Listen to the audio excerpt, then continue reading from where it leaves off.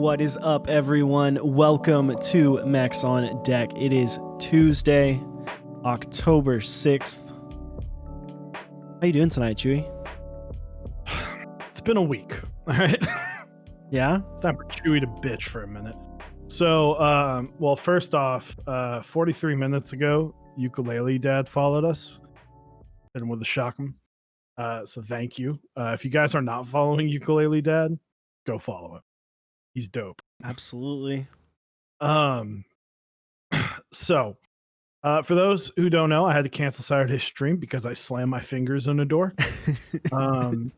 It literally squeezed the fingers out. That hurt like a motherfucker. We were taking our car in to get the inspection oil changed, and I couldn't hear the guy, and so I was like, oh, and because it's kind of loud inside the building, I was like, oh, I'll get out, and I'll get to that CF Canner.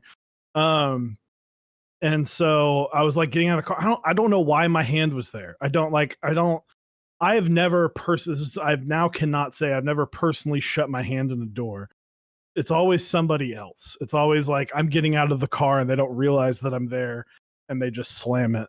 Because I did actually like crack my finger like 5 years ago. I was getting out of car at a lunch and just crushed it. This dude didn't realize and just flung the door shut behind him. So I couldn't like type, and it was both my middle and ring finger. They're getting better now, but it's still kind of hurts. But I like couldn't use WASD. And I was like, people already hate everything I do in Among Us. Like literally everything.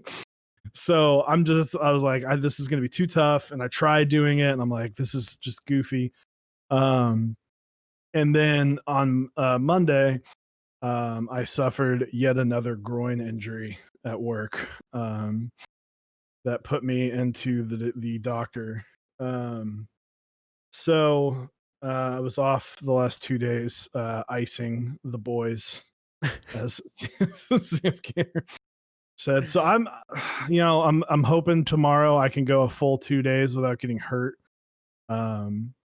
So yeah, it's been a tough few days. You know, the world's been testing me. I'm trying to fight back, but good Lord. You gotta figure something out. I need to wear like football pads to work sometimes. That's not to say I don't get beat up. I work with special needs children. Time to buy a and things happen. Right. This was a complete accident. Like it was just poor timing. And if any of you guys have ever worked with special needs children, you know, they move. They throw their arms around, they throw their elbows, they can't really control themselves sometimes. So that's happened. Yeah, time to buy a bubble, absolutely decline. So you know, it happens. I'm not like I was really just mad at myself that it happened. And it happened at like 8:30 in the morning. Just a great way to start your day, you know? Right. Just come in, kids get there, and then boom, family jewels just it's getting knocked up. I was not in the best mood yesterday. Yeah, I saw the message when it happened, all caps. All caps. Well, I went to the front and I was like, I need ice. And they're like, are you okay? And I was like, I work with primarily women because I work in an elementary school. And I was like, well, I got hit in the groin. And they're like, oh. And I was like, yeah, the groin. They're like, oh. I was like, yeah. And so I went into like, there's like a bathroom. Thanks, Noe KB. I went into like a bathroom that's meant for like pre-K children, and I went and like sat on the side of the bathtub in there, and I just like put the ice on, and then I pulled my phone out while I was sitting there just pissed off, and I just was like, it's time for all caps. Sometimes it'd be like that. But other than that, doing all right. That's good. No, while you've had some issues recently, nothing too crazy serious. So nothing detrimental. Yeah. It's, you know, the spring was good. I was fine during the spring. Fall, it's a little different story, but we're doing all right. Jack Sachs, thank you for the tier 1 for 15 months. And then of course, I know Chewy said it. Thanks Noe KB for 2 months and DD Decline for 6 months. Appreciate those.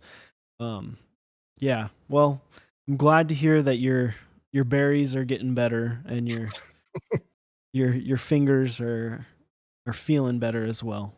Speaking of berries, Look at this Ooh. cute puppy. there you go. So, 420. Look at this cute puppy. But we got a cool topic today. We'll explain the milk comment. As I know some of you are questioning what milk means. We'll get to that because I really enjoy naming our episodes now. They've been good. They've been fun.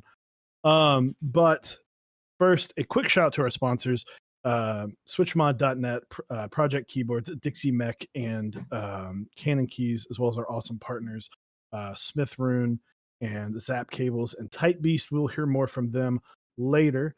Bueno Builds and OZ72. What's up, guys? How's it going? So to start us off, did you get anything in the mail, and what's on your desk? I didn't get anything in the mail this week. It's been kind of a slow time for me. I haven't really purchased a whole lot lately, just because of with COVID times and the whole, unemployment section. But I do have something fun on my desk. Seen it before. I feel like at this point I just am on rotation between the Bauer and the Iron. But yeah, this is my Bauer with GMK Hyperfuse Origins, brass bottom palm plate with mauve switches lubed with 205 grade 0. It's so good. Like, it's just so good. So good. And I really like that you put Hyperfuse on it. I think it adds a lot of personality to the board. Not that 8008 didn't, but it just looks dope. Yeah, I think initially I wanted to do like the full Dixie build, and then I was like, you know what, I'm gonna see how this looks.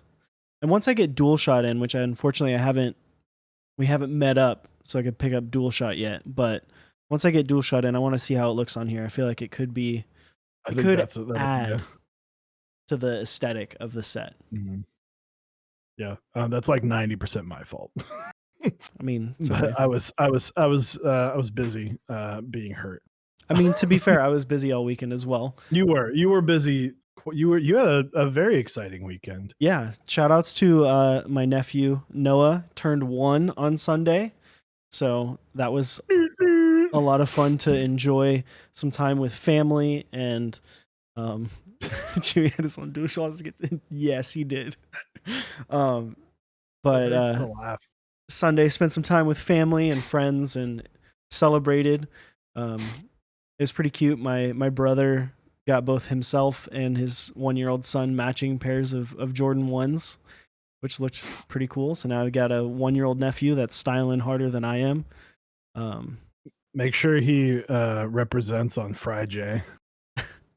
I'll have to let my brother know. We did a Papa Shot tournament for a $15 Starbucks gift card because my brother has a Papa Shot at their house. My brother won handedly, so that was what is a lot of fun. Papa Shot? It's like, like the basketball games, like at like arcades they have the basketball. Oh yeah, it's like that, but it's like a mini version. Heck yeah. So, but yeah, and Saturday I did some stuff. I don't know if anyone realizes Digimon is still a thing. I didn't know it was still a big deal. Digimon. I helped out with an event that they were doing for a new movie that just came out from Digimon, which apparently the movie is pretty good. I was looking at some reviews of it. IGN gave it a 9. It's like OG, like Ty and all those guys. Yeah, it's like the season 1 cast, and it's got some pretty big twists, and it's pretty emotional at the end. Ooh. So we're gonna kill off Digimon. So Bueno Builds post a pic. And Splice Type, I did not make the Chewbacca noise. I was too busy focusing on not cursing loudly in front of children. What's on your desk today? What kind of mail? So I got one thing. Shout out to Scott Water, who does MK Rank. If you guys don't know, MK Rank lets you rank out the sets that you like, and actually they put our keyboard on the week, which we'll do later tonight. And you can rank those out as well. So he sent me an FR4 plate for the Baka. The plate is open source now. That was never something that I was wanting to hide from anybody.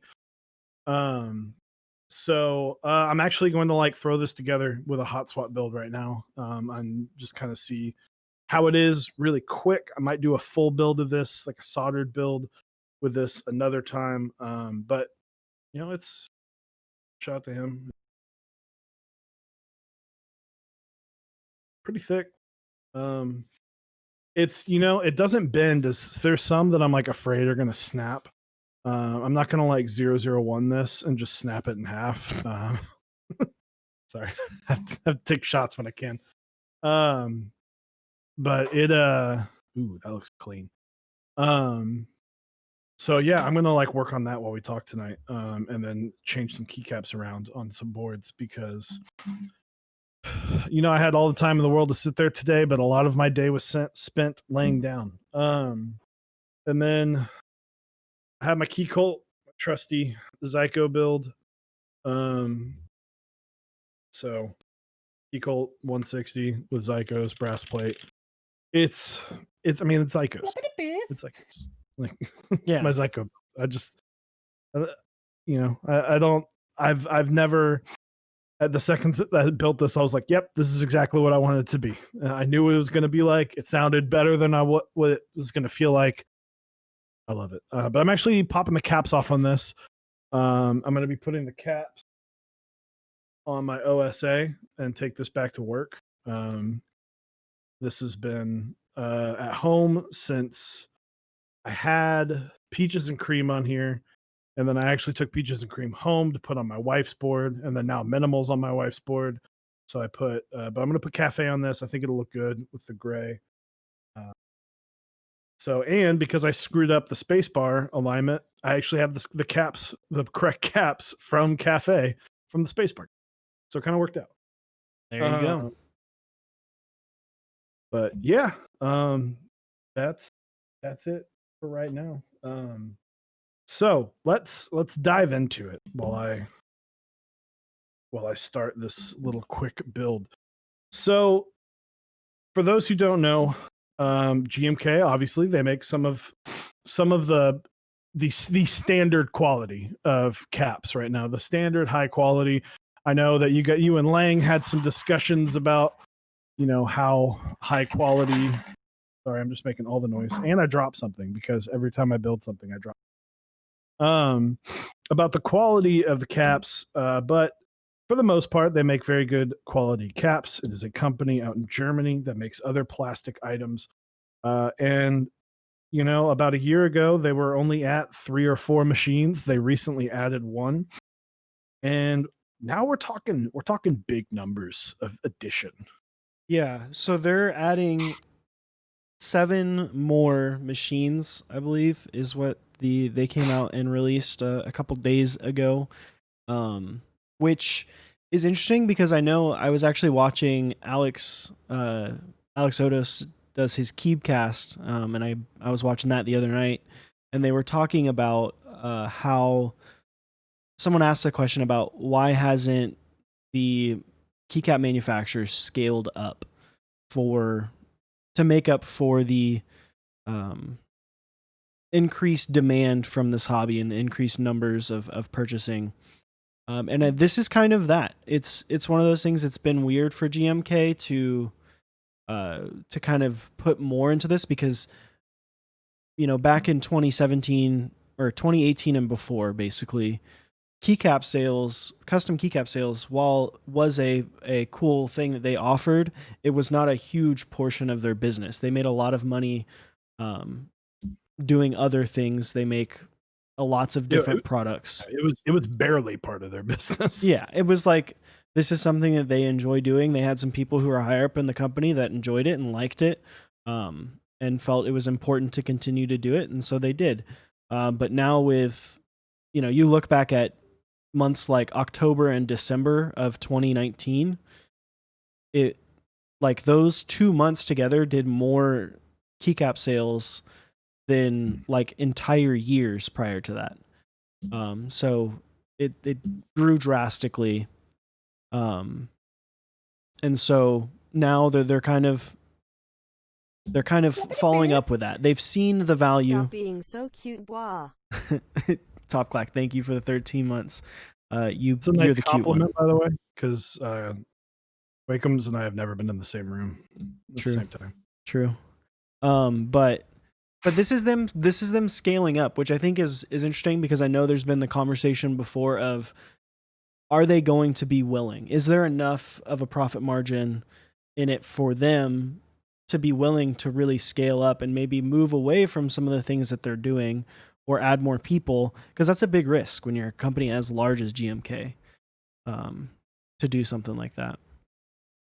Yeah, and it to me it raises a couple different questions, because okay, so they're at what, 5 right now? Something like They that. were at 4. I think they were either at 4 and went to 5, or they were at 3 and went to 4. So I believe it was 4 to 5 because they had a 25% increase in productivity. I think I remember those numbers. So yes, obviously there are a lot of keycaps that are needing to be made, because not just because if you think about it, even if a set only sells 500 sets, cool. That's also like one of 6 sets that's running that month. So that's still 3,000. That's still more than like half a year's worth of caps that they made 2 years ago. So because I will say, looking at numbers, if you exclude second rounds, the numbers have honestly been lower in the last few months. Yeah. There have not been a lot of first time winners. I think when you look back, Modern Dolch Light did really well as a first time run, but that also had a lot of help because it, one, kind of looked like muted. So it kind of has the help there, and 2, it's literally called Modern Dolch Light. So like you're getting the help that you get. By the way, finish this. This is why I love hot swap builds. But you get a lot of help from this because you're able to kind of go off of another set. But look at all the sets that have had these crazy numbers. Is they're all Olivia. I know SA Bliss did really, really well, and that's not really GMK, but still. Modern Dolch did amazing. A lot of these second round, Nautilus did really well. These second round sets did really, really well because they're second rounds, because the prices in mech market went up. The scarcity of the fact that this is a set that ran 2 years ago and only made 500 kits. So there's just not as much. And I think, with the delays, you're also running into the problem of less people are kind of wanting to buy right now because the wait time. I mean, Terra is a month away from being a year out, and we still don't have a completed color matching. Yeah. Well, because So, that's the big delay right now, and that's what I think a lot of people forget, is that color sampling is the delay, and it's not. Yeah. Sometimes it's on the, the runner or vendor trying to decide, but more often than not, what it's seen is people requesting new samples and it taking forever to get the samples. And yeah, there has been some pretty big non reruns. Like I know I1A, which thank you for the tier 1 for a year. Appreciate that. Talking about Deep Navy and Pono, both sold over 1,000. Pono selling over 3,000, which is still crazy. But it seems like it's happening less and less, where there's multiple vendors hitting over 1,000. But I think that's kind of a nature of, it's not that we're selling less overall. There's a lot more vendors that are putting sets up, which is kind of, we'll get into a vendor that I didn't even know existed a little bit later. But there's a lot more vendors that are trying to do things. Also, I think this is partially GMK. They see the market share. They know what they hold. as far as like the actual percentages in the market. Mhm. And they see Creative coming in, more cat sets, Infinicky, EPBT, JTK's trying to make a comeback. You know, EPBT is working on getting new machines up and running. So they're getting a little bit more pressure from other keycap makers as well of losing their market share. So I think not only is it a response to the increase in demand for their product, but also the threat of, if their wait times, which was always the big thing back when it was really just the big two between Signature Plastics and GMK, everyone was like, oh, well, GMK only takes like 8-9 months.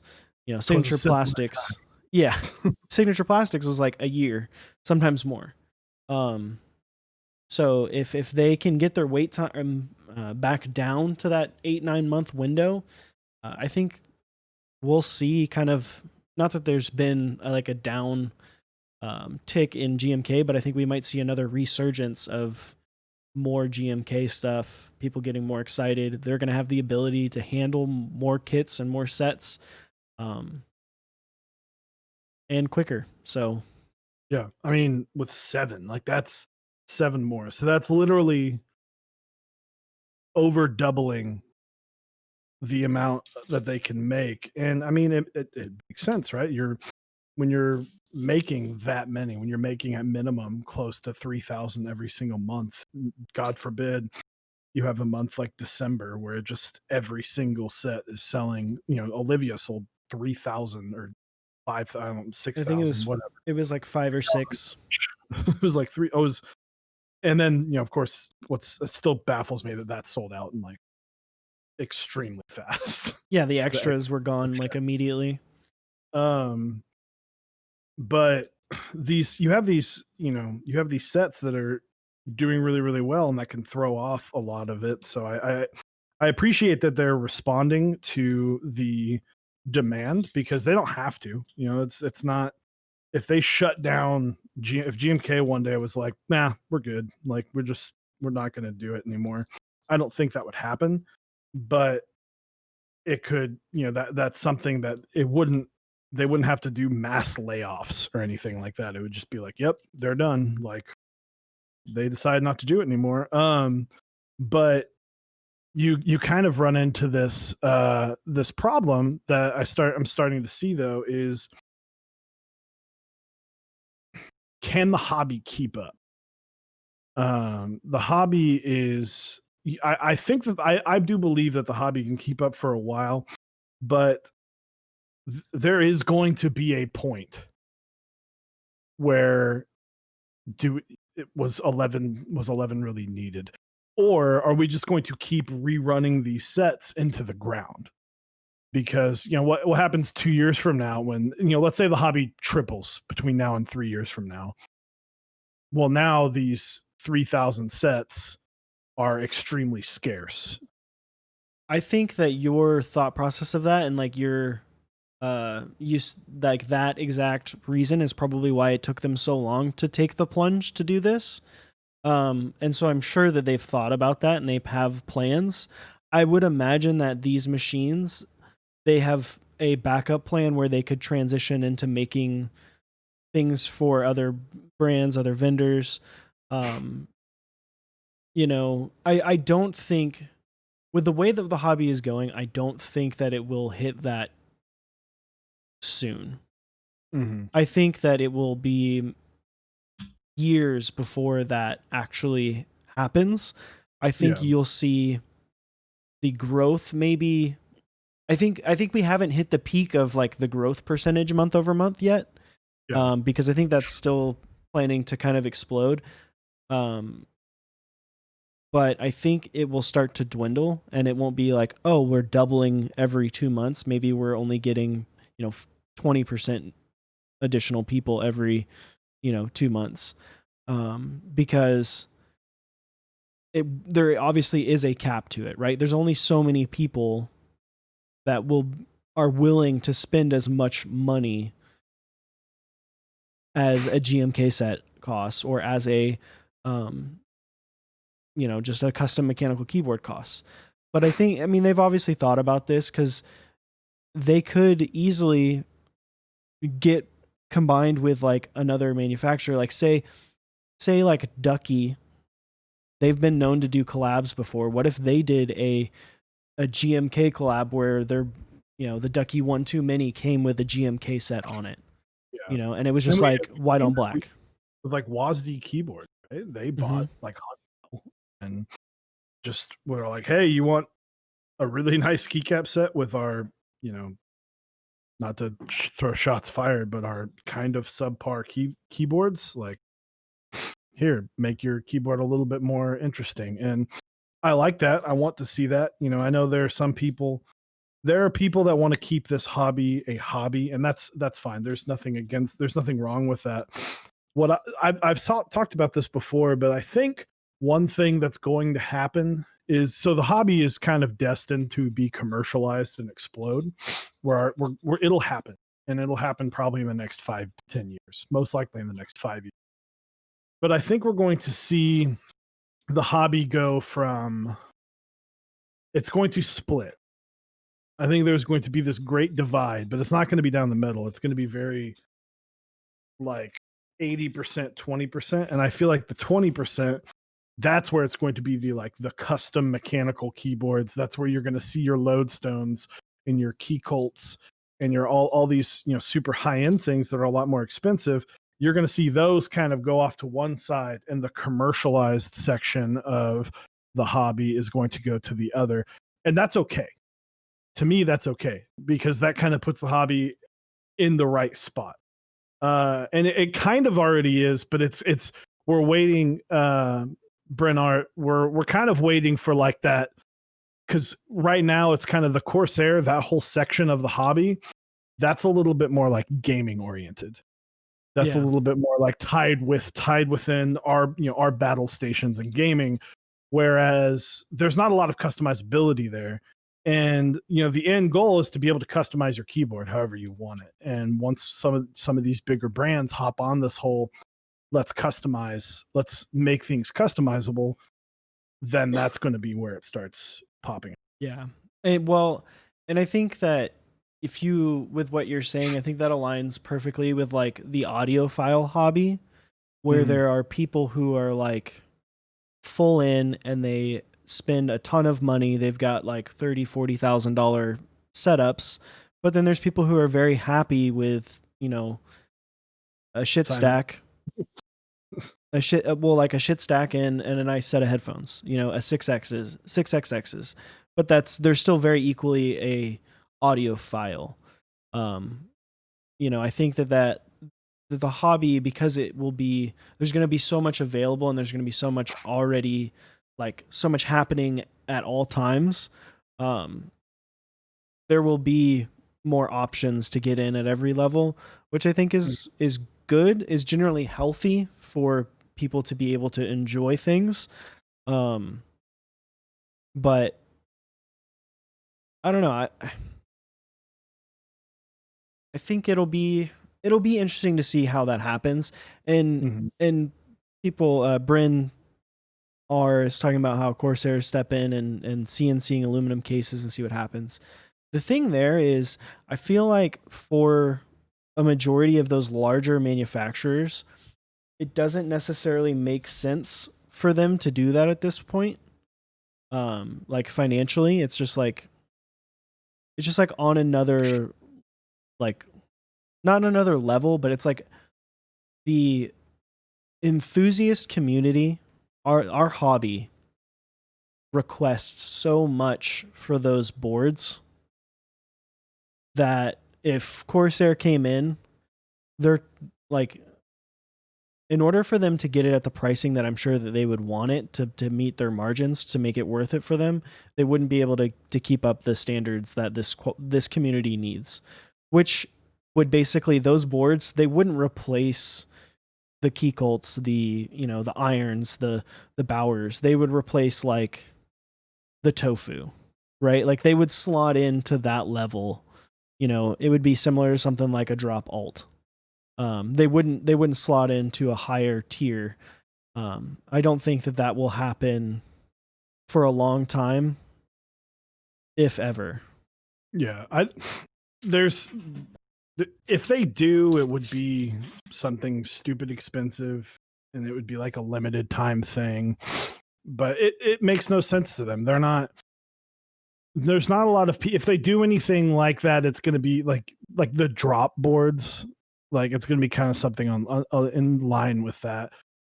I think I think that if they do anything, we'll just bring in more of the gamer people. We'll bring in more of the battle station people, which is fine and great. I think it might make switches a little bit harder to get, but that's generally good, right? Because then you have if you bring in 10 people, if 3 of them then go down the road of going up from there and get super invested in the hobby, then you're bringing 3 new people into the hobby while 10 people are happy and they may buy a GMK set every 6 months.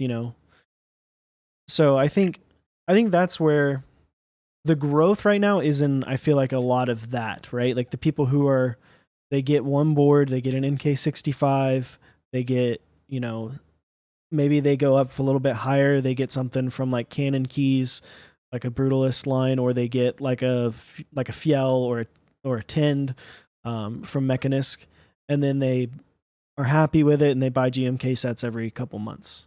I think that's where a lot of the growth is right now.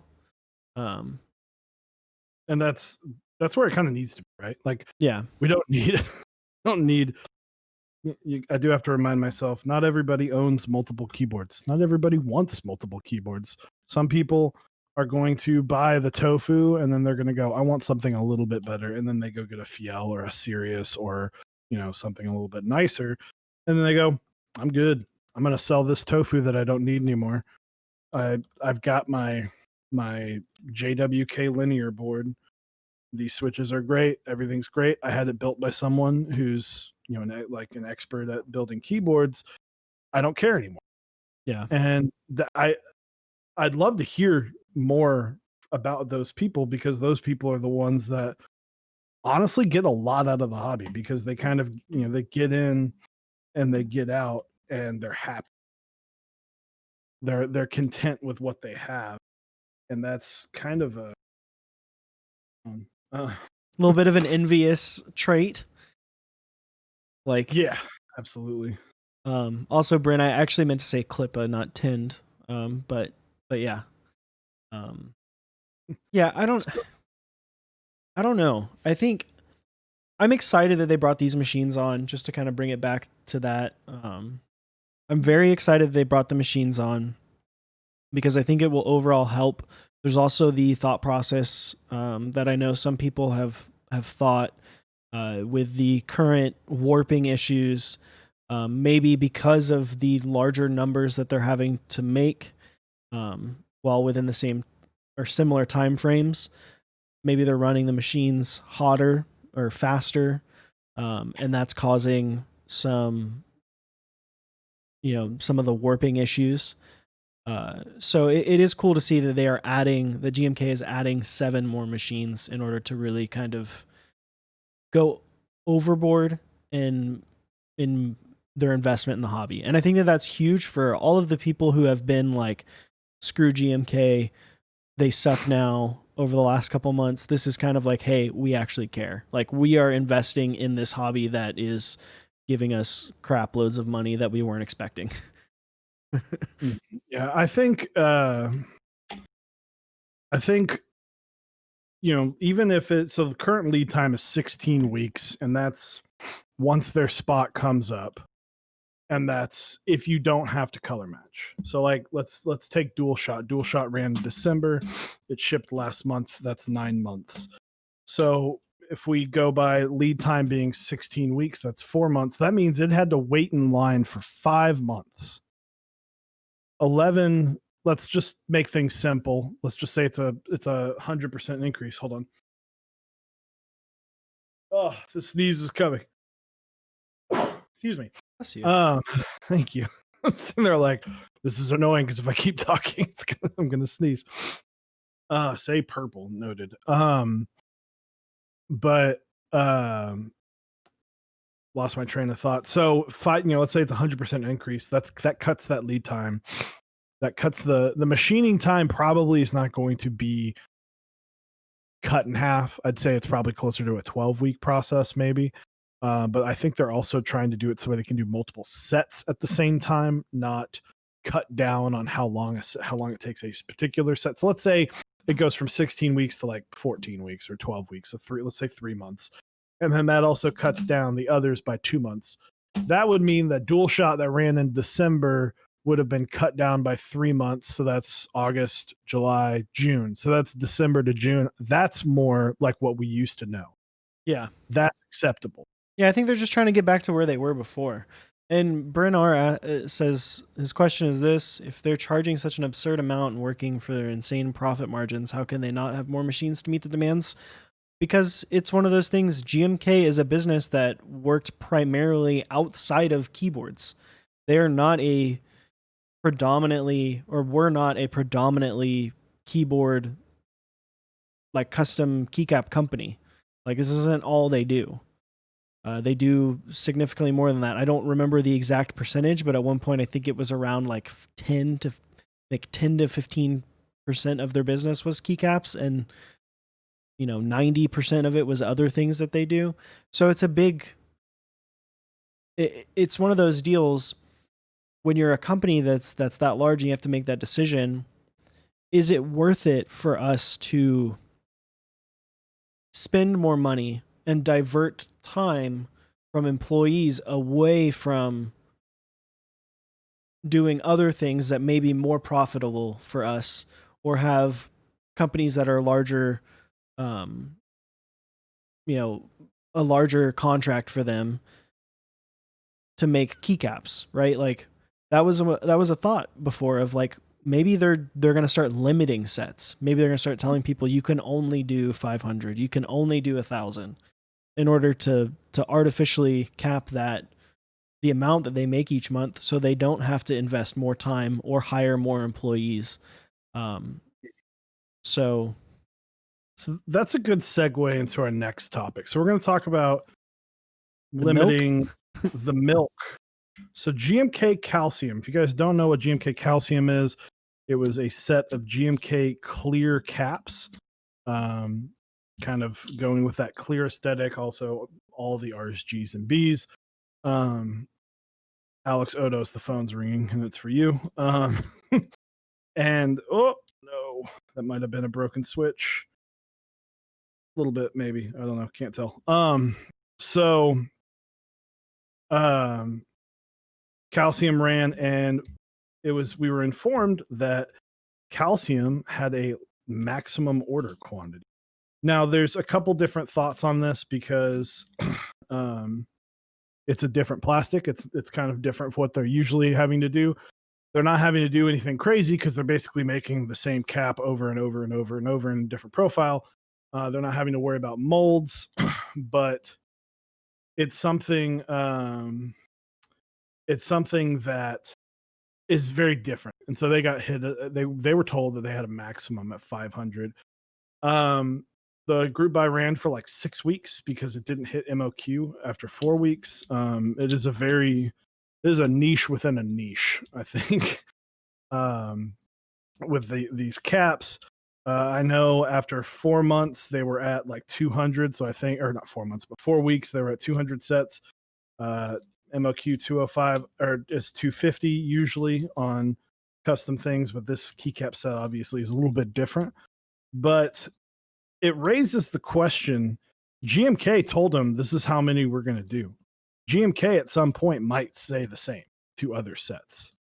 So what does that look like?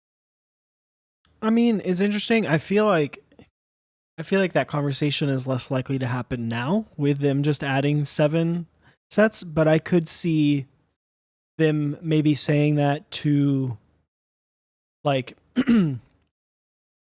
to certain vendors, right? Like if we've talked about how there have been a lot more vendors getting into selling keycaps that predominantly did other things before, right? Like MK Ultra ran a set, TX Keyboards has started to run sets. I don't think that they would ever cap sets from like Dixie or Project Keyboard or Mike from Novel Keys or Canon Keys, they're not gonna they're not gonna cap the sets from the larger vendors. I don't think. I feel like that would be kind of hard for them to do. But maybe on some of the lower ones where it's like maybe they run one set every 4 months or 6 months, or maybe they have someone that's getting information about whether or not this set is realistically going to sell a ton, right? Like if they know that this new vendor has a set that's an interest check that has like a bajillion replies and they're all super positive and people are super hyped for it, maybe they won't cap that, but they might cap something else. So I don't know. This could be. I'm not actually 100% sure about this. I wasn't. I wasn't informed on the fact that it was capped before.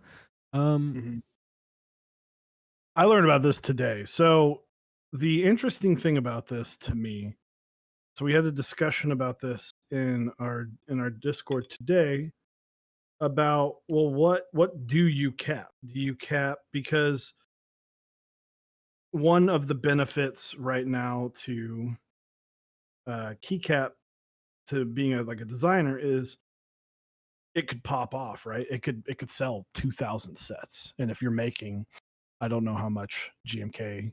I don't know. I mean, it's different for every single person. Let's say you make $10 per set, all right, and then you sell 2,000 sets. That's a shit ton of money.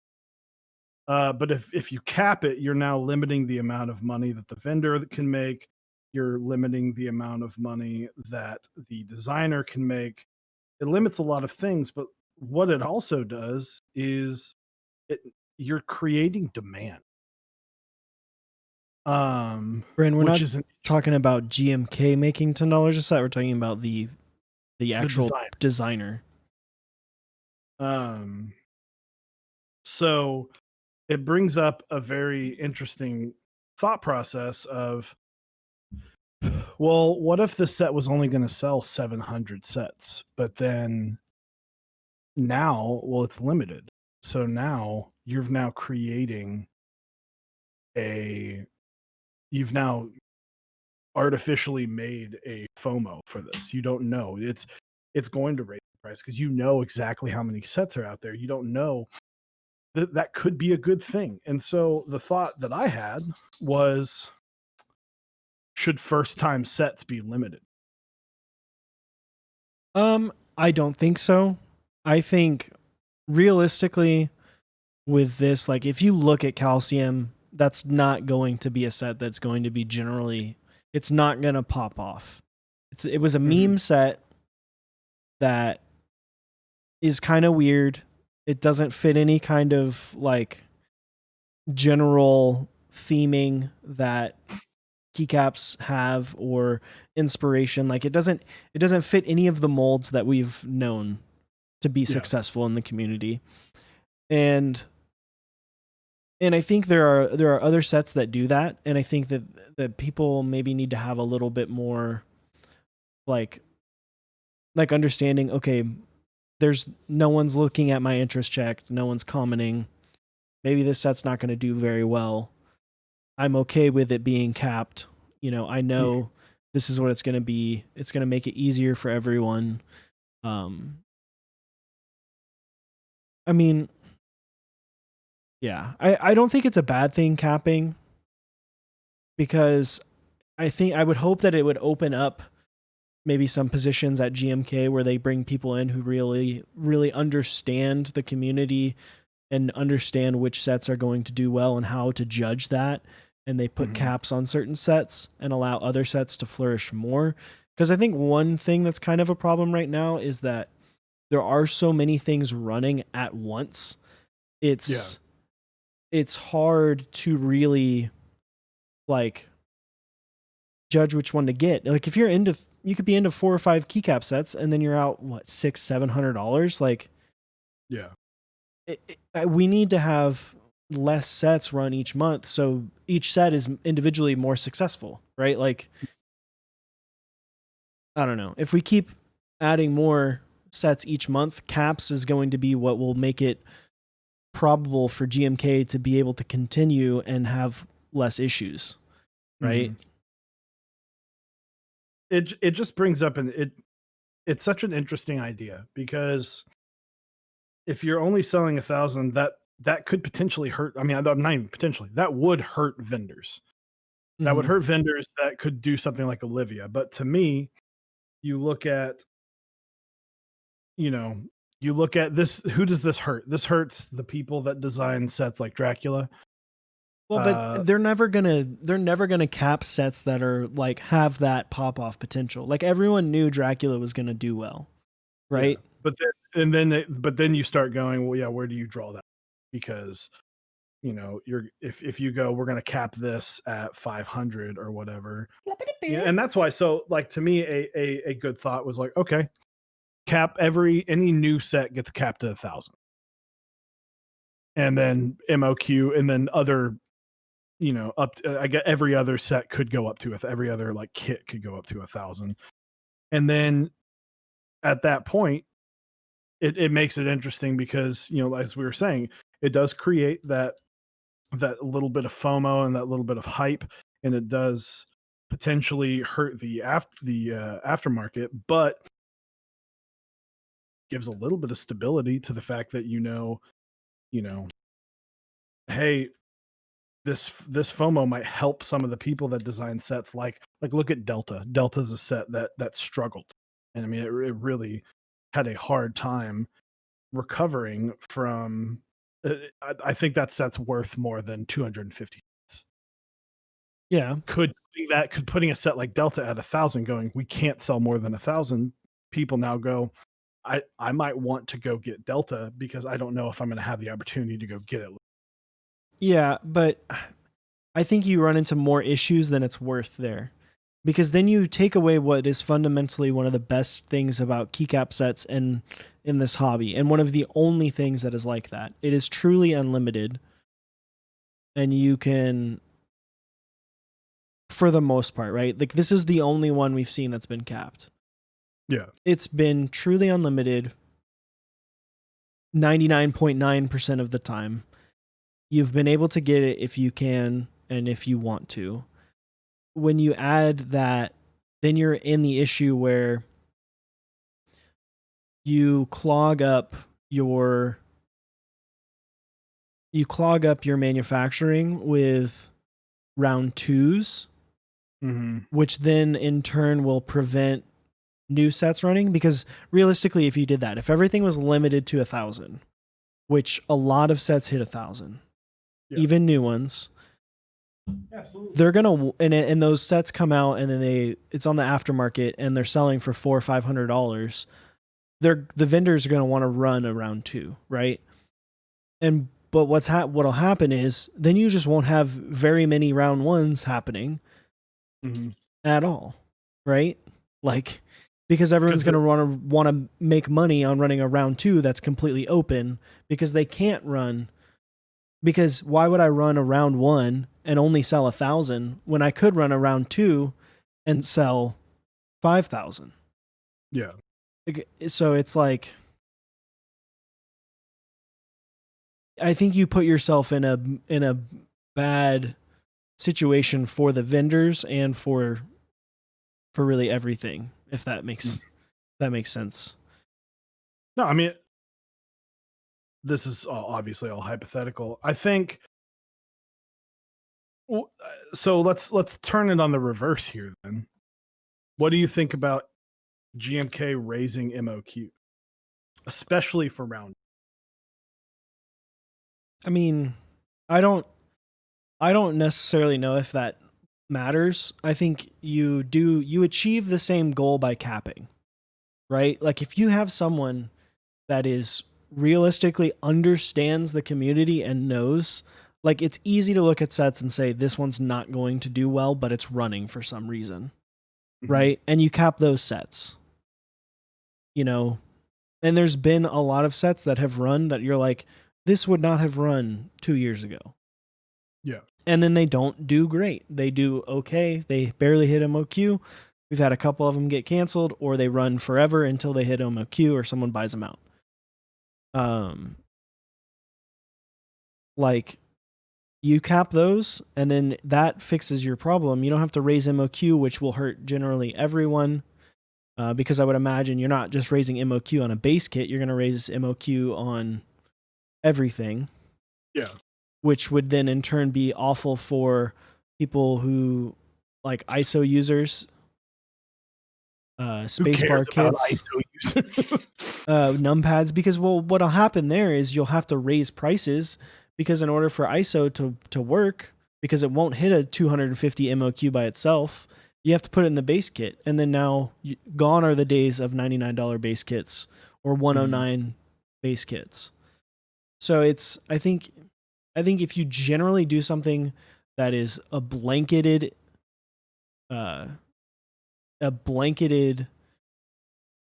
change like that, I think it will be generally worse than if you just pinpoint which ones and okay, this set's not going to do well.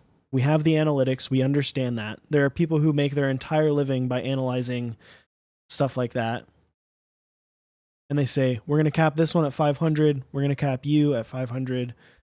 I mean, I think the only other thing that they could do generally would be saying, vendors, you can only run 2 sets max with us a month. And then you don't have a Kono situation where they're running like 6 sets at the same time in the same month. Yeah, I think that's the one thing that's always kind of bothered, is because we're starting to see it with a lot. We're seeing it with Novel Keys. They've run 2 GMK sets at the same time. We've seen it with Dixie. Dixie's run 2 sets of GMK at the same time. We've seen it with obviously Kono. These companies that are running these multiple sets, while yes, it is capitalism. If you can do it, you have the right to do it. If you can comfortably do it, no one can tell you can't. But it does hurt other vendors from coming in and being able to try and compete with people who are selling. You're already having to compete with, there's kind of, you got Dixie, Kono, Drop, Novel Keys, and Canon Keys, and Project Keyboards. Those 6 are already a lot. You're already having to compete with. Now, Project Keyboards doesn't run one every single month, but that's 6.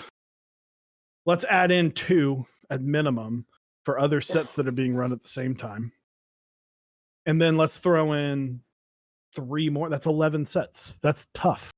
That's really freaking difficult for other people to come in. But maybe they shouldn't.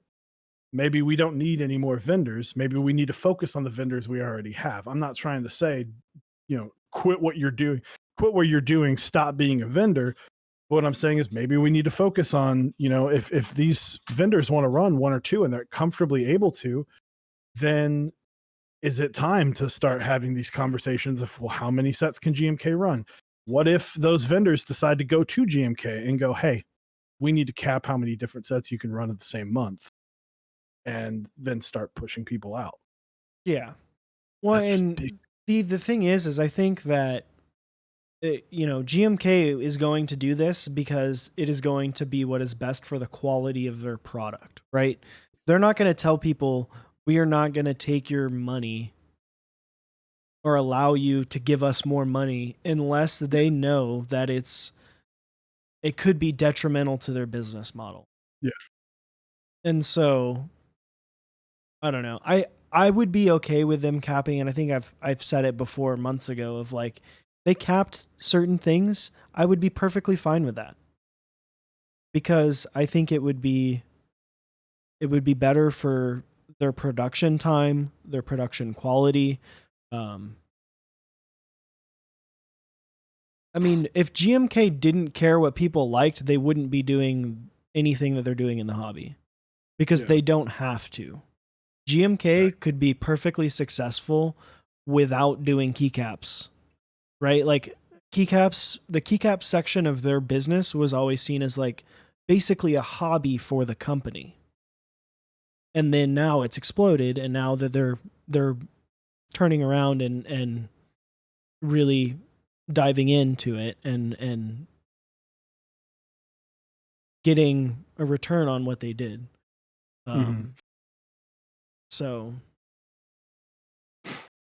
so other than that, it was unfortunate that Calcium got canceled. It was run through a vendor called there's a bunch of different vendors that were, you know, all over the world for it, but it was run in America through Panko, which is that's something that's kind of like you didn't get as much face time with the rest. I mean, look at a lot of these companies. What do? Well, they sponsor streamers. What do people do? They go watch streams, and then now, you know, we are in a partnership and a sponsorship with companies, so we go say, hey, we want to make money, so go buy these kits. And that's extra. That's more people. And then you look at the people like Dixie and Novel Keys and who are just masters of the Instagrams and are able to I mean, every single day they're plugging their stuff, and that's what it takes. And I see a lot of these vendors that don't do it. They don't plug the whole time, which you don't really have to, because honestly, I don't see shit from Kono. I don't see well, anything. their newsletter is what is big for them. But they've been around for a long time. Yeah, they have And established customer base. They have a very established customer base, but they also are just able to do that. But I see these smaller vendors, I'm like, I didn't even know that set was running. Yeah, and I think today that it was canceled. I think that's kind of like the biggest death of a lot of sets, right? Like there are some sets that had potential that ran with a vendor that was smaller, and then it just doesn't do very well. And you know, I didn't know that Panic Co existed. Obviously, I knew Prototypist because that's J, and I knew Desk Hero because that's the Canadian vendor that everyone uses if they want to have a Canadian vendor. But I think it's hard. Like it's hard when you're not getting someone who's one of those big 6 or 7 that you mentioned, right? When someone doesn't have an existing customer base that's already going to their site. You know, TX was able to get into keycap sets because, well, around the same time, films blew up and they were one of the only places you could get films at the time. And they had springs, which were releasing boards. And yeah. Well, at that time they were kind of in the lull, but yeah, they were popular for boards, films, springs, the whole thing, and then the caps to just add it onto it. You know, you're looking at their site to try to buy some 70-gram springs, and then you're like, oh crap, they're running this keycap set. I'm gonna buy that too. You know, these sites that are like one-offs, where they just kind of show up for a keycap set, or they've run like one thing. It's hard for them to get in and get a huge customer base. Yeah, and it is kind of strange. We've talked about this, you know, Cyrus and I. We've talked about, you know, obviously with Mechs on Deck, the way it's when it started and all that stuff. This hobby is starting to settle in. It's starting to find its spot, and you know, Cyrus and I, we tried to do video content with Magic, and that just didn't go well. Neither of us really knew as much about, you know, videography. Dude, we were doing fucking GoPros. GoPros hanging over, and we didn't have that as much. And then we tried to do it with video games. But if you want to be a video game content creator, you should have started forever. And so some of the best advice that I've given to some people that have go, hey, I'm interested in streaming. And I got this advice from watching a YouTube brand called Funhouse, is you should start right now, because you should have started a long time ago. Mm-hmm. And so with these vendors coming in and people go, hey, I'm thinking about starting to do like some vendor stuff. You know, I think I might launch in like 3 or 4 months. I'm like, you should get your shit together, but you should start now, because you should have started like a year and a half, 2 years ago. Yeah. Well, and it also goes like with streamers. Yeah, like with streamers, it's like, oh, I want to start streaming. Cool, start now. Well, and it Get on, start doing it. goes into the best advice I've ever heard of from a content perspective of, or really just pretty much anything, right? Like you look at the top streamers, right? Or in this case, the top vendors. If you do everything exactly like them, if you did the same thing as XQC every single day, right? The top streamer on Twitch, or Ninja, or Tim the Tapman, why would people watch you, right? Like it's the same thing. They're going to watch them because they have an extensive library. People know them, they have the name value, right? Even if you're doing the exact same thing as them every single day, you have to do it better, right? That's how you get an audience. You have to do it better. So like when vendors come in and it's just like kind of like half-assed and the marketing's not there and they're not investing in it, you have to do it better than the other vendors in order to get noticed. Just like content, you have to do something different and better, or if you're going to do the same thing, you really have to try and do it better. Yeah, do it better or do it different. And that's, I mean, that was our approach, right? We were like, let's do something different. Let's, this is not a slam at top clock. We respect top clock. But we were like, we need to do something that top clock's not. We need to do something that Nathan Kim's not. And that's what we did. We moved in. We didn't focus on builds because we were like, and we still to this day, we talk about builds, Cyrus and I will talk about it. It's like that's never been our huge focus. That's never been something that we enjoy building. I think Osiris enjoys building more than I do because I don't like fucking up on stream. Osiris, I will frequently message Osiris. I'll keep, I'll throw the stream on whenever it's just him. And I will frequently message him how long it took him to go from starting the stream to finishing stabs. Because it's like an hour and a half of doing stabs. I'm like, let's go, man. We're gonna do this at a tight 2. Well, it's the thought process of like I see build streams as as entertainment, right? Like a build stream is more about interaction with the chat and taking time to talk to them, ask questions, and have more of like a conversation with them than it is to build the board. The board is the thing that's just kind of happening, right? Like it's just happening on the screen. You're really there to communicate with everyone, answer questions, and be entertaining in some aspect of it, or be personable. And I think that goes back to how you and I watch Twitch. Because whenever I watch Twitch, I'm like, dude, Anthony, fucking hurry up and put those damn caps on. Like, I want to hear this fucking board. like, let's go, man. And I mean, that's Cyrus and I stream differently. It's not neither. There are some people that watch me and some people that watch Cyrus. It's just different, and I think that's another reason why Cyrus and I have a good give and take, and we can offer two different build experiences. Of I'm gonna sit there, I'm gonna be like, let's get this fucking board done, dude. And I'm sitting there, I'm just hanging out with the boys, and maybe some girls, maybe some ladies. So, but yeah. Thank you guys for watching our content. Yeah, we appreciate it. Thanks for everyone that's here and hanging out with us. Then I'm like, people it is crazy to me because like I have some friends that stream.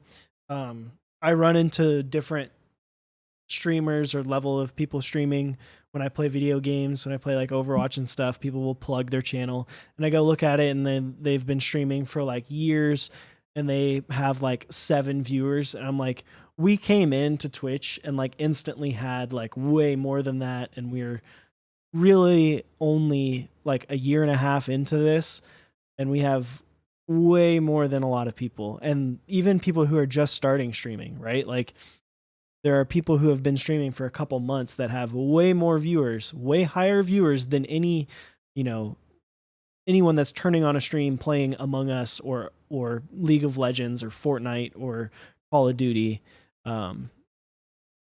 It's the support for content in this community is crazy. Yeah, I mean, look at Alex. Alex, Mentorly, and Apiary all started after.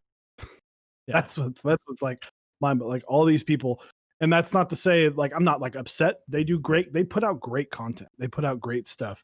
I was talking with Lang about this because this is at the end of the day, if you work hard, you can get viewership. If you put your name out there, if you hop in Discords, if you do the effort, do the work, post your channel on a bunch of different Discords when you go live, getting viewers is not difficult.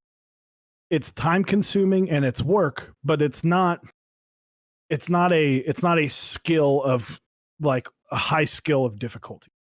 Retaining viewers is way more difficult than getting them. Because, there's the thing, oh, well, they're girls. That doesn't matter. They might get a couple more clicks, but they retain viewers better than anybody else. Yeah, it's the personality. It's like, I mean, it's just So like game streamers. Those high numbers, those aren't new people every single time. Yeah, you got to have the it factor. You got to keep the people there. That's way harder than getting them there. Yeah, it's just like game streamers where it's like there are people who watch game streamers because they are great at the game, and then there are people who watch certain streamers because they're pretty good at the game or they're okay at the game, but they're awesome personalities, right?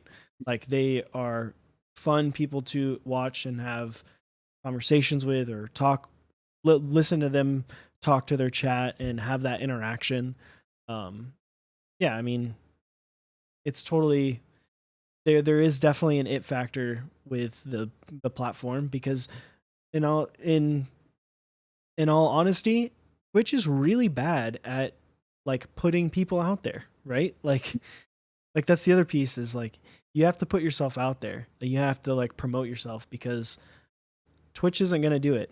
They don't have a recommended section the same way that YouTube does, where if you go watch one YouTube video on custom mechanical keyboards, then you're flooded with other people's content about it.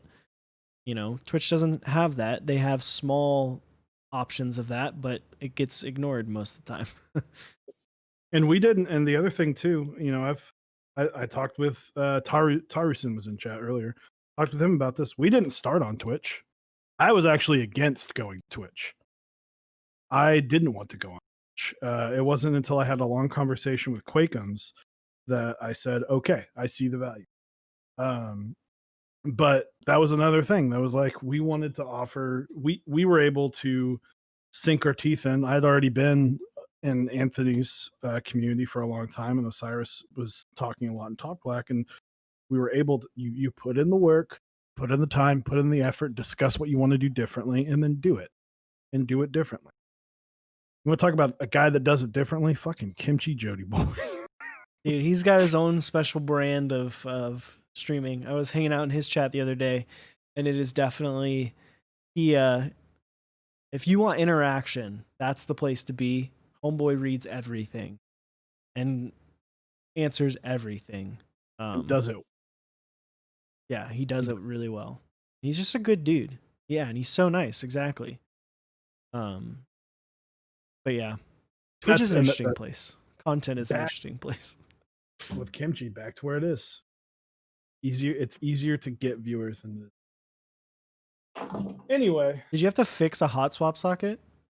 No, I ripped the Zyko top broke, so I had to, and then the clip they were stuck inside, so I couldn't peel them out, so I had to desolder it real quick and pop a new top on there. But we're good, people. So this is what happens with Zyko switches. They feel amazing, but they kind of the maintenance on Zykos sucks when they do. This is why I suggest just one board. Just one board. Just one. And don't change the caps a ton because that also puts stress on them. Unless you're doing a looser plate. Yeah. If it's a tight brass plate, that's where you run into issues. If you're doing something with a little more give, or like you do build a plate that's got Alp support. If the plate has Alp support, you're golden. Yeah, because then you can get those little You get those out. It's not going to put any pressure on the sides of those, so you're like Alp support or switch top removal. Yeah, switch which top is like removal. not a thing anymore, which is weird because it was like huge for that was like, wait, this doesn't have switch top removal. What the fuck? One per household. There you go. I don't go. I don't have that. I can't do one per household because Abracadaniel loves her Zyko board. But anyway, so it is that special time of the week where we take it to Mr. Langlandia, the third member of Mechs on Deck. He does the voices. He does the fill-ins. Let's get on over there. I gotta get set up. G will add, yes, in Twitch it is Abracadaniel. In Discord it is Doodlebob. That is my lovely, amazing wife.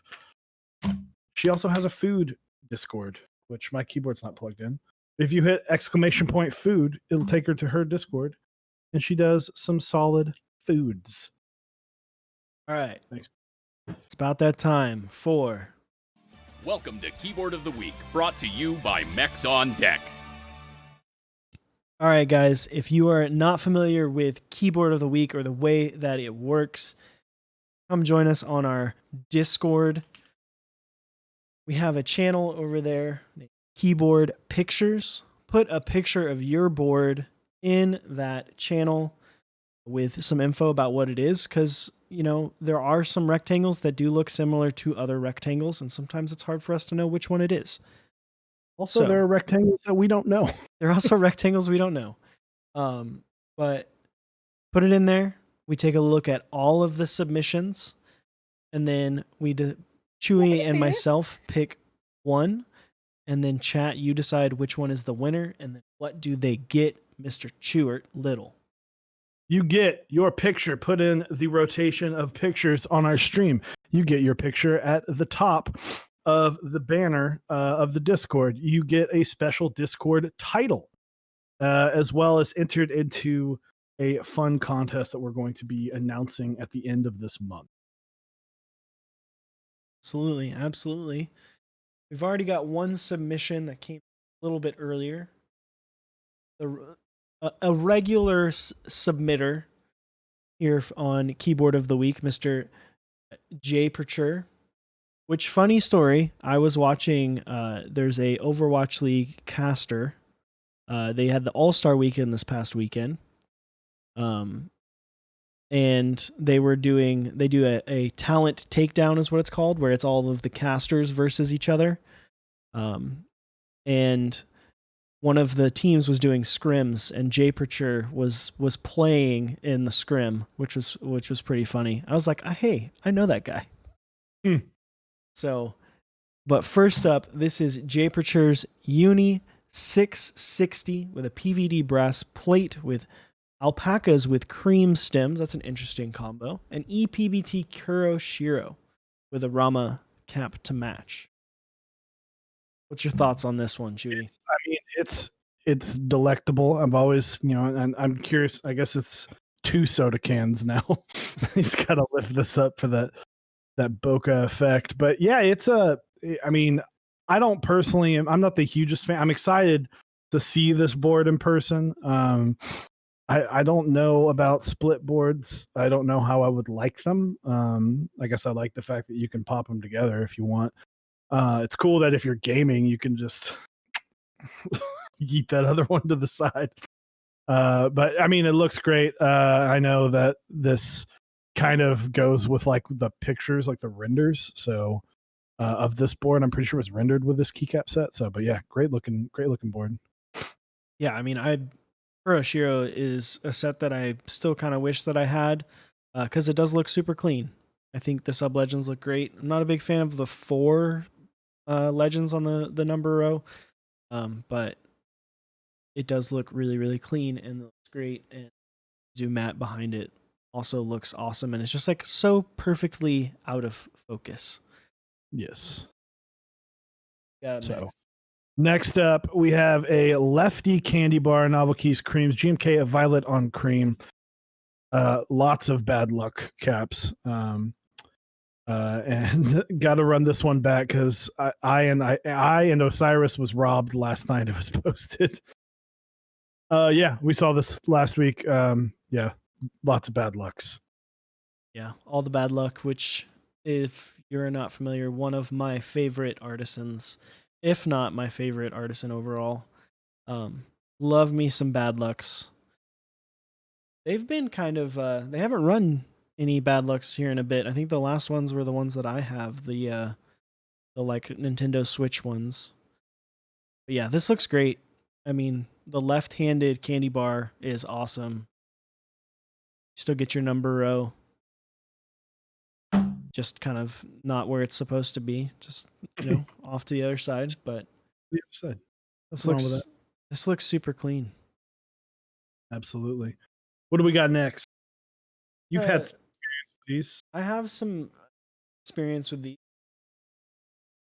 This is a pink Clavier macro pad with NK creams and a lot of artisans.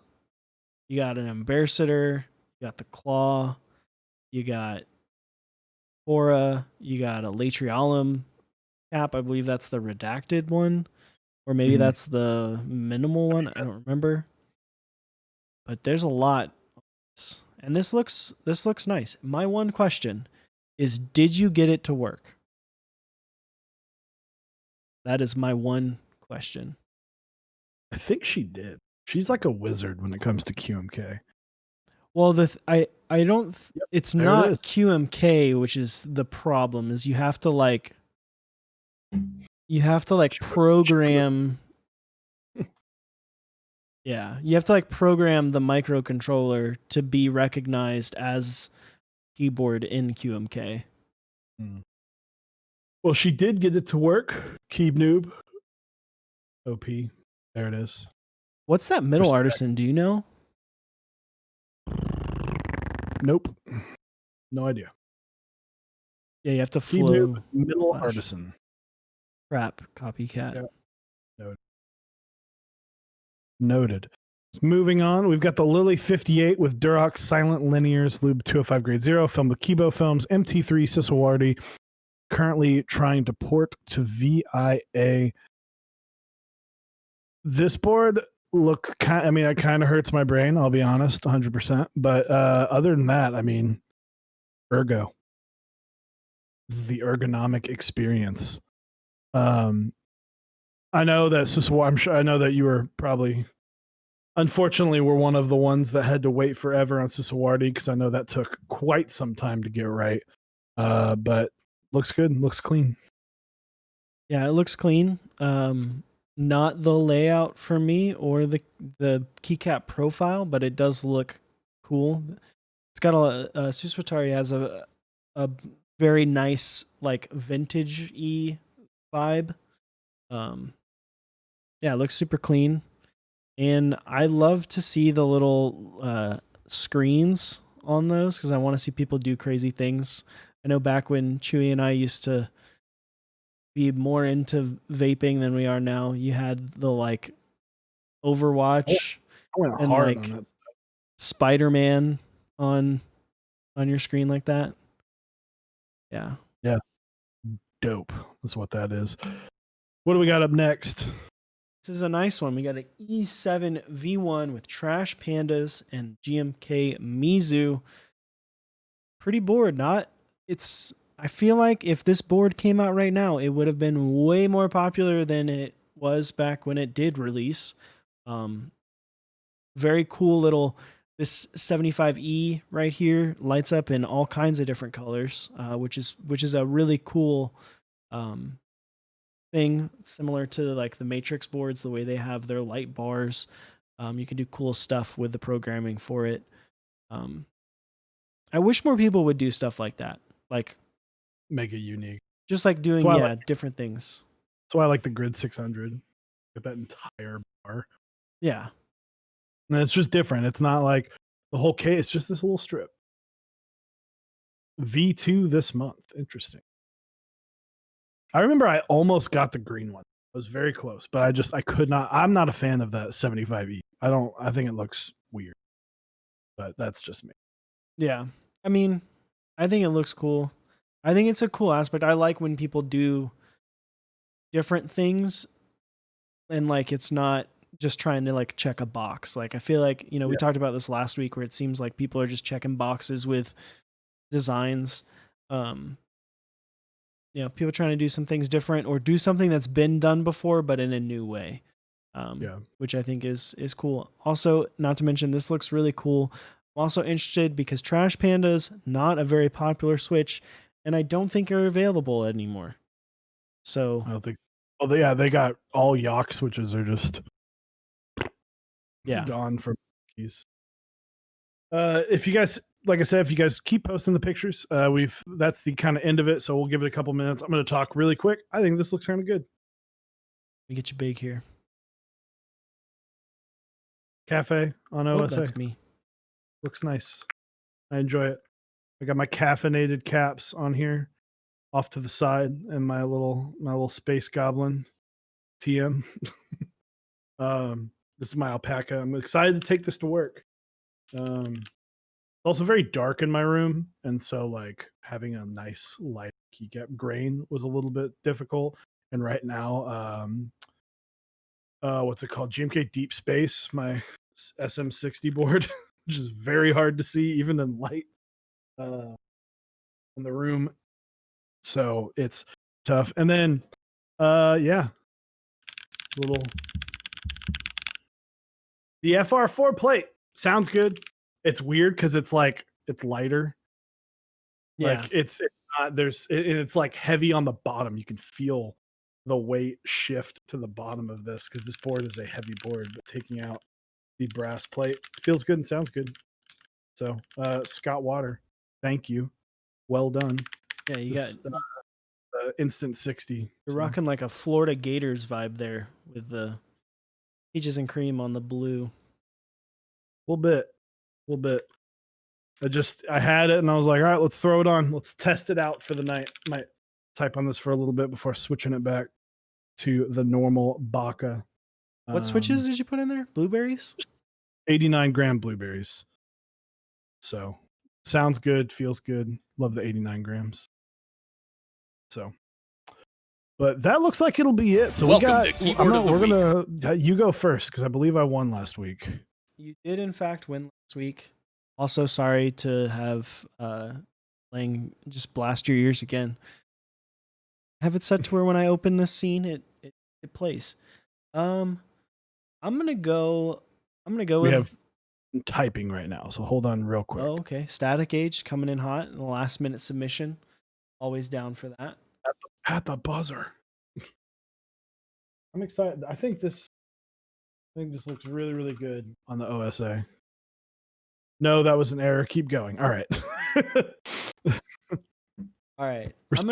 I'm gonna go with the E7 V1 with Trash Pandas and Mizu. This picture we're on right now. I think this one looks great. I'm gonna go for the candy bar with violet on cream, the bad looks. So let me get this poll going.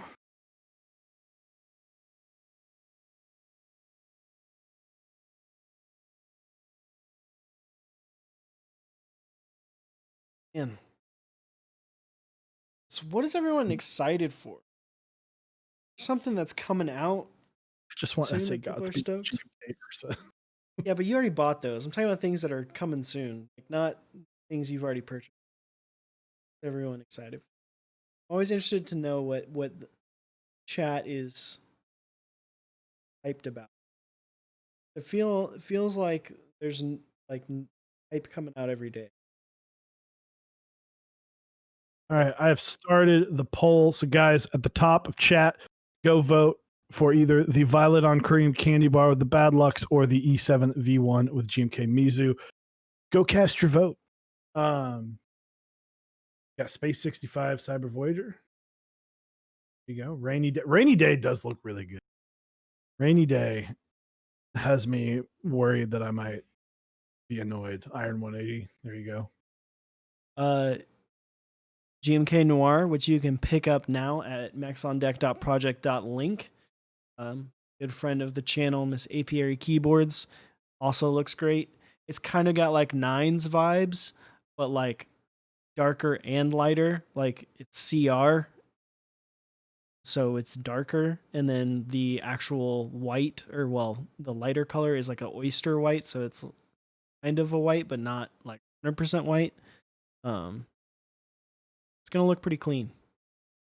Absolutely. You can get that at Project mechsondeck.project or mechs.pro. I messed it up. Mechsondeck.project.link. Slow down a little bit, Chewy. Slow down. Dude, man, I got to get in my rhythm. All right. And then next up after Project Keyboards, you can go to switchmod.net/mechsondeck for 4% off your order. Right now, they got springs and they got stickers, and keep an eye out for future GMK sets as well as future products. You can go to mechsondeck.dixiemech.com and pick up SA DualShot from now until October 11th. It's got some awesome SA set there. And if you haven't seen the pictures of GMK DualShot, they look fantastic. Next up, Candy Keys. You can go to candykeys.com/mechsondeck. I forgot the name, but it's the next in the Avatar line. I just Googled Canon because that's gonna find me something. But it's GMK Red Dragon is on there, as well as some switches, some PCBs are in stock, some cool desk mats are in stock. So be sure to go check all that out. And hit that candykeys.com/mechsondeck to go there. Throw it in a bookmark if you want. That helps out the channel tremendously, as well as our awesome partners. You can get up Typebeast, typebea.st to check out. He just released his 8th newsletter recently. It was a fantastic read. So be sure to check that out. Zap Cables. He's actually going to be releasing custom orders, like just as a quick run soon. So be sure to check that out, as well as also the in-stock items that he has. And of course, SmithRune.com. Pick up some merch. Keep an eye out for the Iron 180. Probably one of the hottest boards coming this year. Yeah, I mean, chat. A couple people said Iron 180. I think that's a big one for a lot of people. People are still hyped about the Iron 165. I know I am. But yeah. Lots of cool stuff going on over the next couple months. Just talked about a little bit of like fatigue, but we're hoping, at least I know Chewy and I are both kind of hoping that some new stuff comes out that gets us stoked. Hell yeah. Wait for. You know what? I'm actually excited for the Airbender set. I want to see what it'll look like. Yes. Since what's funny, you could use some of the peach, the light peach color from Peaches and Cream. You could totally use that. And he could, because you can't steal from yourself. Yeah. I mean, it's funny because I hadn't watched Avatar at all when Mizu first ran, or Terra. And then over at the beginning of quarantine, when they put it on Netflix, I watched all of Avatar in like 4 days.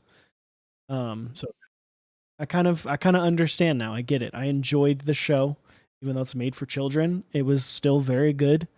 I watched the movie immediately after finishing the show, and I was like, good Lord, this is literally the worst movie I've ever seen.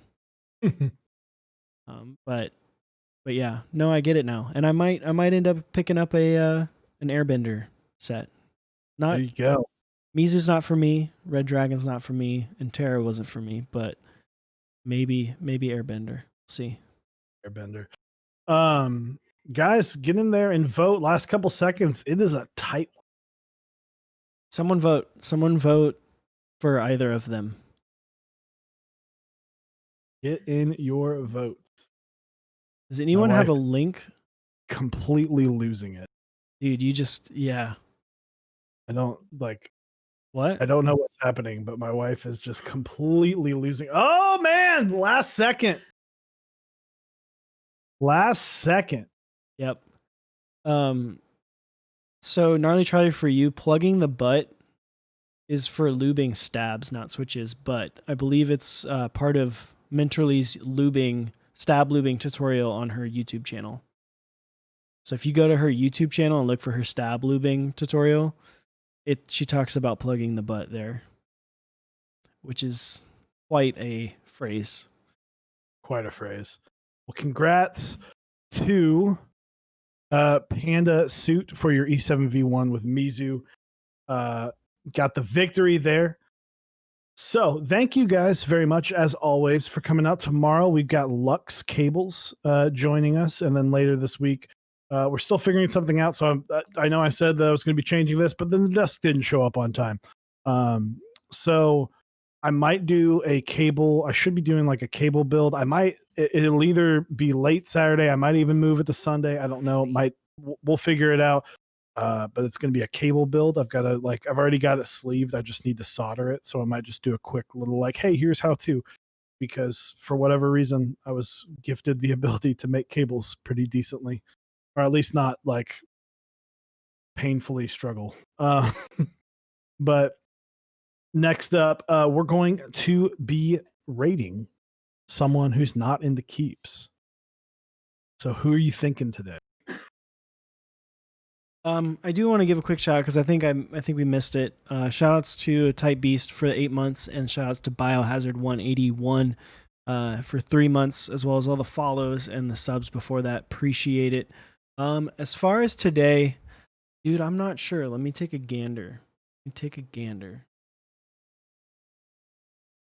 You have any ideas, Mr. Chewart?